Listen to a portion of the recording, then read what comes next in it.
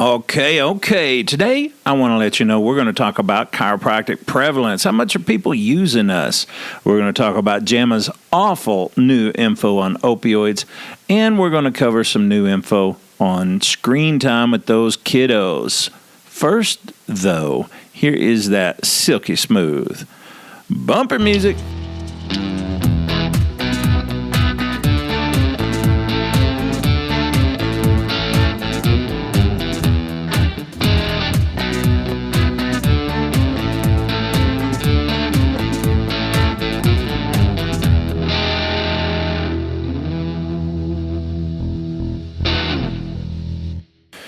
We are here. We're here.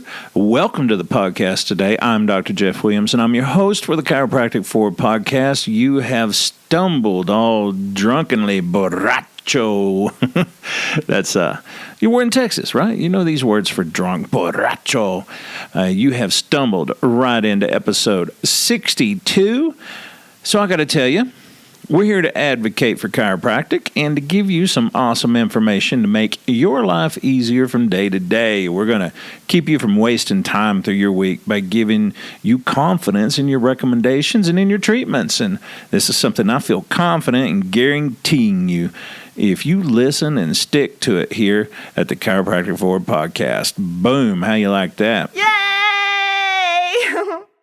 So part of saving you time and effort is having the right patient education tools in your office, tools that educate based on solid researched information. And we're going to offer you that. It's done for you.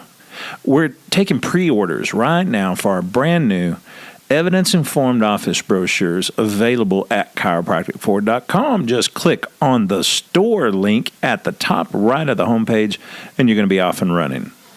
As always, let's talk a little bit about the DACO program. DACO being Diplomat of the Academy of Chiropractic Orthopedists. I'm going through that program right now, and man, this is how it goes with the DACO. Just yesterday morning, I had a patient come in, mid-60s, literally everything hurt. Restless leg syndrome was her main complaint, but her GP just yesterday already started her on vitamin D and iron supplements, so she's going in the right direction there already. I've heard of acupuncture being good for it as well, but have not seen any solid research on that, so I'm not making that claim. I've just heard. Anywho, literally everything hurt. Couldn't sit down, and basically a general overall look of being unwell. You know the look. That's the best word I've got there for it, but it's unwell. She just didn't look healthy at all. I started asking her about bone scans. She'd never had one. Mid-60s, never had one.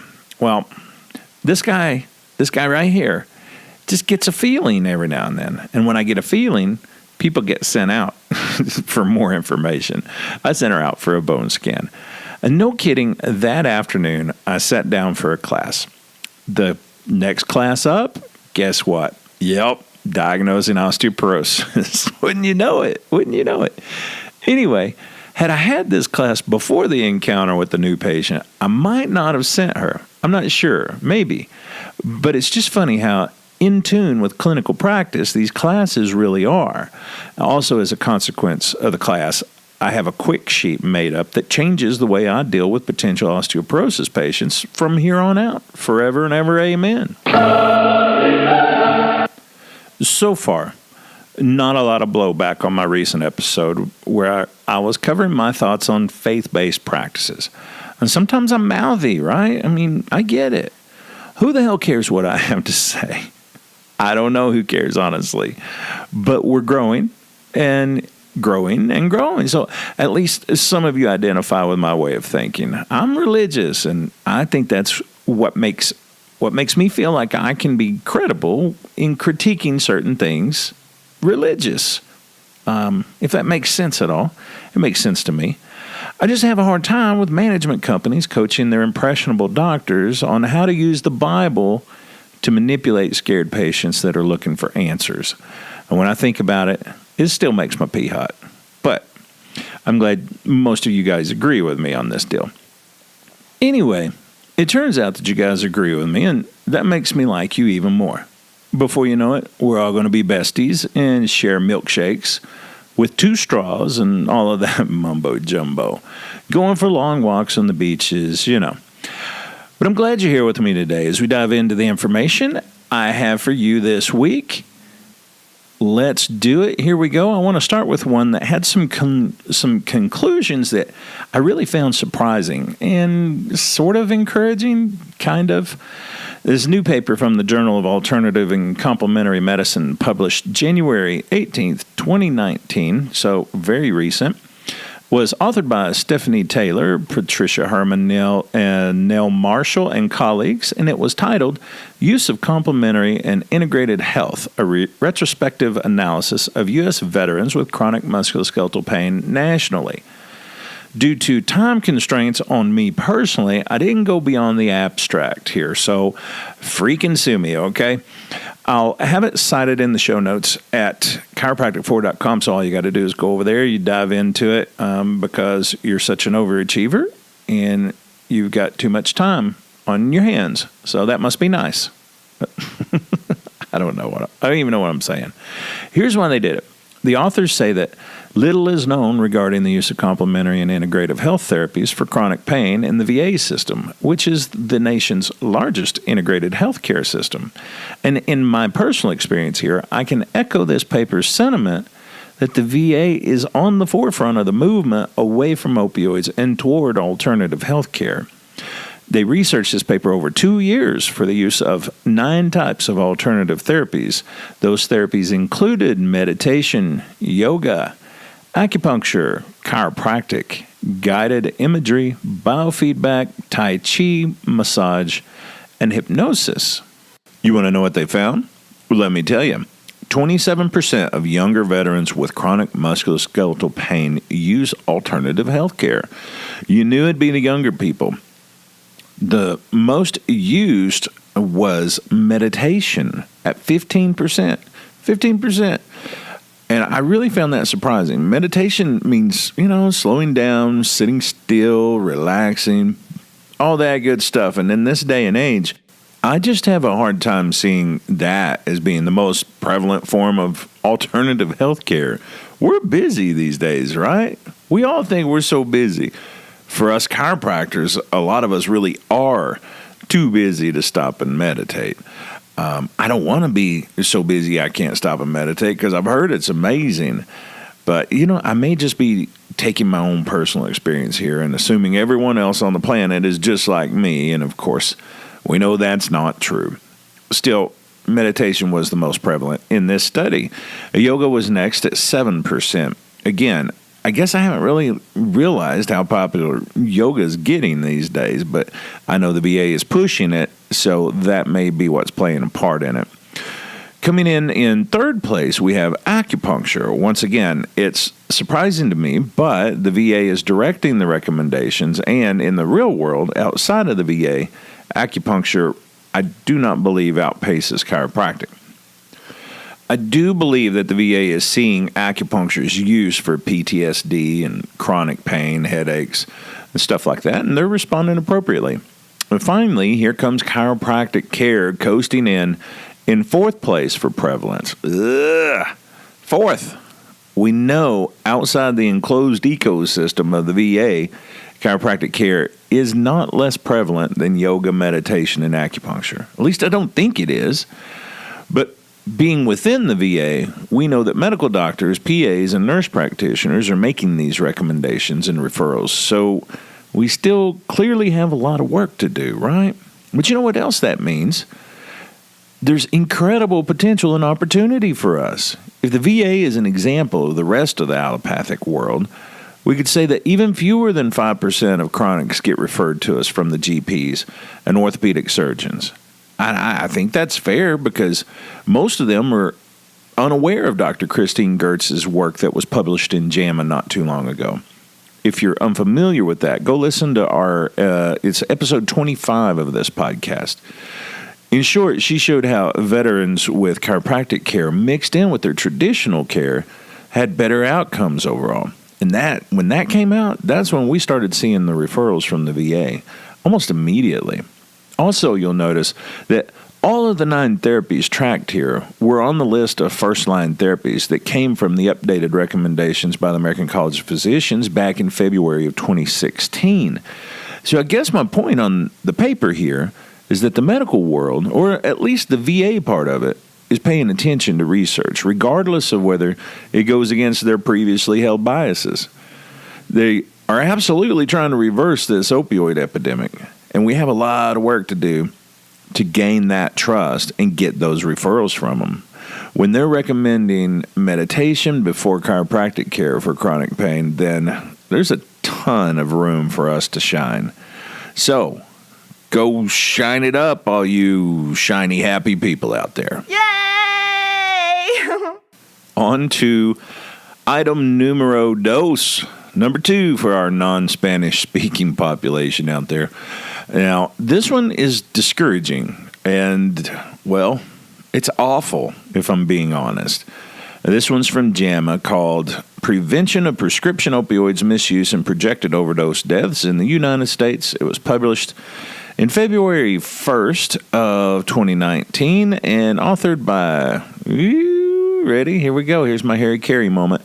Qiushi Chen, Mark LaRochelle, David Weaver, and colleagues. If I got your name wrong, well, tough.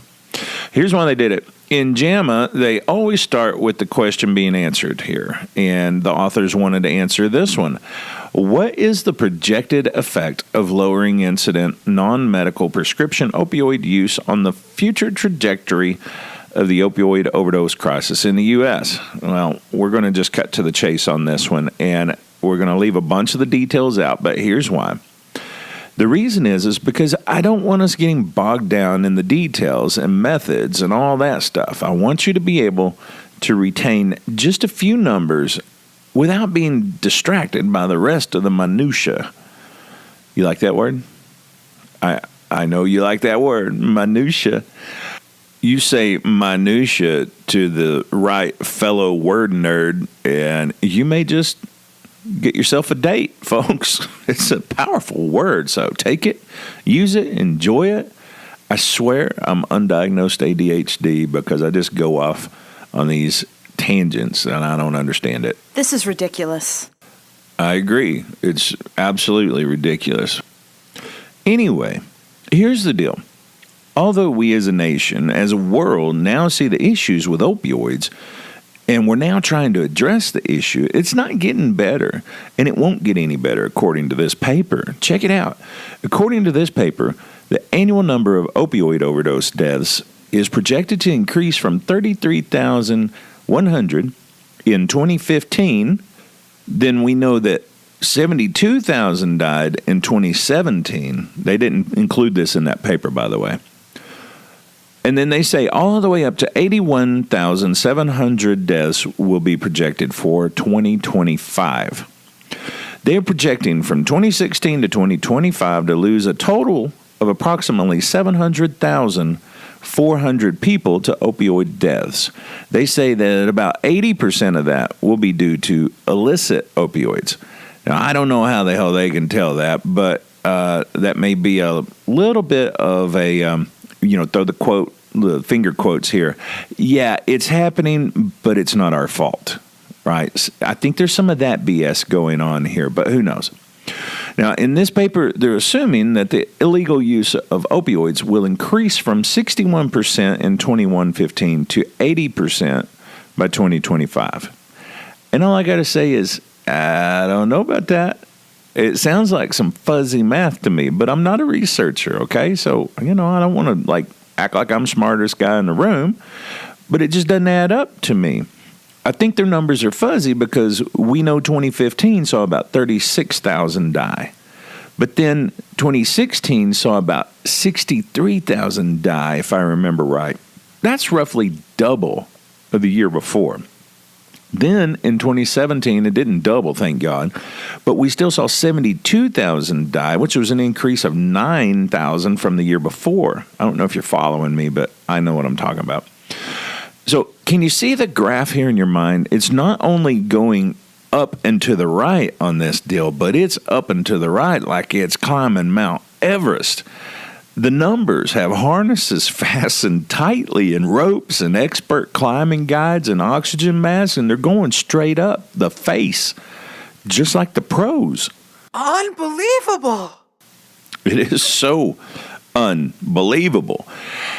These guys are guessing that by 2025, in 9 years, the deaths will only have increased a total of 9,000 for that entire time. So the deaths will only increase an average of 1,000 deaths per year. You see why I think they're crazy? The deaths increased by 9,000 just last year. So you see, I mean, to say that it's only going to increase by 1,000 per year it sounds crazy to me. And I'm not saying they're wrong, but they're wrong. In my opinion, anyways. They then say that across all interventions tested, further lowering the incidence of prescription opioid misuse from 2015 levels is projected to decrease the overdose deaths by only 3 to 5.3%. So their quoted conclusion is, quote, "This study's findings suggest that interventions targeting prescription opioid misuse, such as prescription monitoring programs, may have a modest effect at best on the number of opioid overdose deaths in the near future. Additional policy interventions are urgently needed, blah, blah, blah." So, what do we take from this exactly? Here's my deal. On the surface, at least it smells like a steaming pot of shoo-shoo cock-a-doodle. Hot stuff coming up. Instead of recognizing the fact that unnecessary surgeries were many times the reasons people got addicted in the first place, and that there are now amazing opportunities outside of the allopathic world to prevent those unnecessary and financially motivated surgeries, instead of all that, they say, hey, look, a lot of this is done illegally, and that's just going to get worse, and our part of this is really very, very small.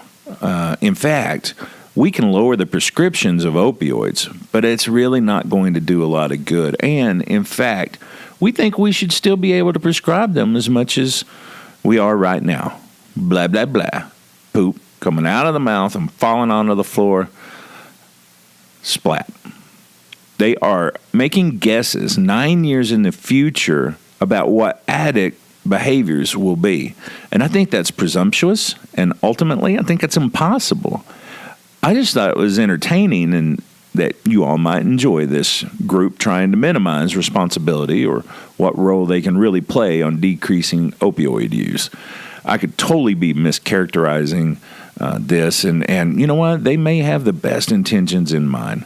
And while I trust my GP and I trust the friends of mine that are surgeons personally, and most medical personnel, and that you find in hospitals, I trust them. I do. I just don't trust stuff like this. And obviously, I don't agree with them. But I'm a bumpkin Chiro on the Texas Plains, and I wouldn't listen to me either if I were them. Okay, last item for this week, and it's something I'm admittedly fascinated with. And I think that's because I have a high schooler and I have a fifth grader. And this stuff really hits home anytime I see or read about it. And if you got little ones, it probably does the same for you. This one was also in JAMA and was called Associations Between Screen Time and Children's Performance on a Developmental Screening Test. Authored by Sherry Madigan, Dylan Brown, Nicole Racine, and colleagues. It was published January 28th, 2019. Here's how they did it. The main question they were trying to answer was this: is increased screen time associated with poor performance on children's developmental screening tests? Basically, does screen time have a direct effect on child development? They had 2,441 kiddos in it.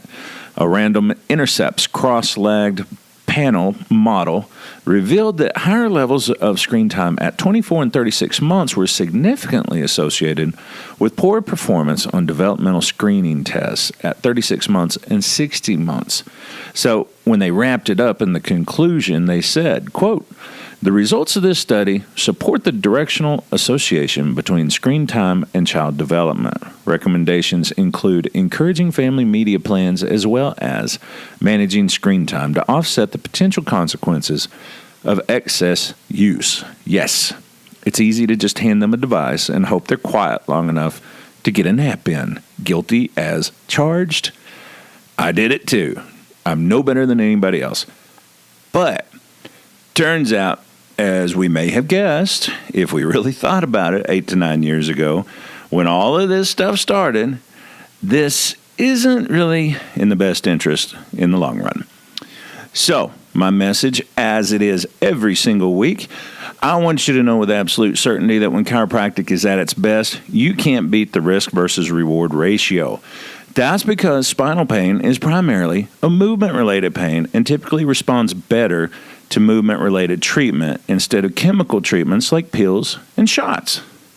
When compared to the traditional medical model, research and clinical experience shows many patients get good to excellent results through chiropractic for headaches, neck pain, back pain, joint pain, and all of that is just to name a few. Chiropractic care is safe, it's cost-effective. It can decrease your instances of surgery and disability. Chiropractors normally do this through conservative, non-surgical means with minimal time requirements or hassle on the part of the patient.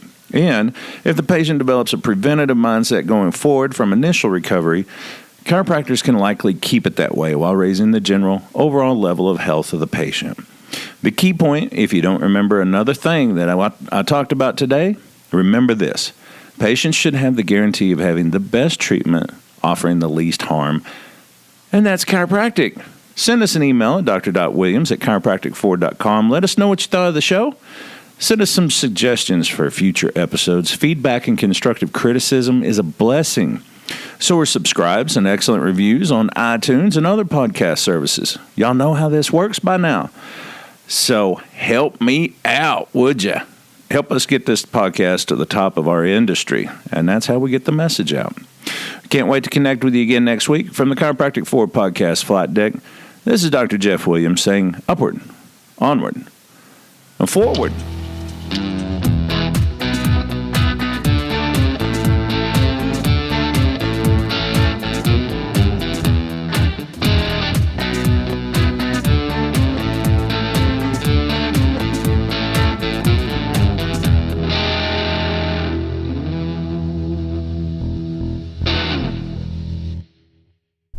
Be sure to find me on social media sites such as Facebook, Twitter, LinkedIn, and YouTube. While you're at it, give us a thumbs up on YouTube. That's super simple. Be sure and visit chiropracticforward.com. Give our podcast a listen. Lots of wonderful, wonderful information there. And as always, thanks for listening. We'll see you next time.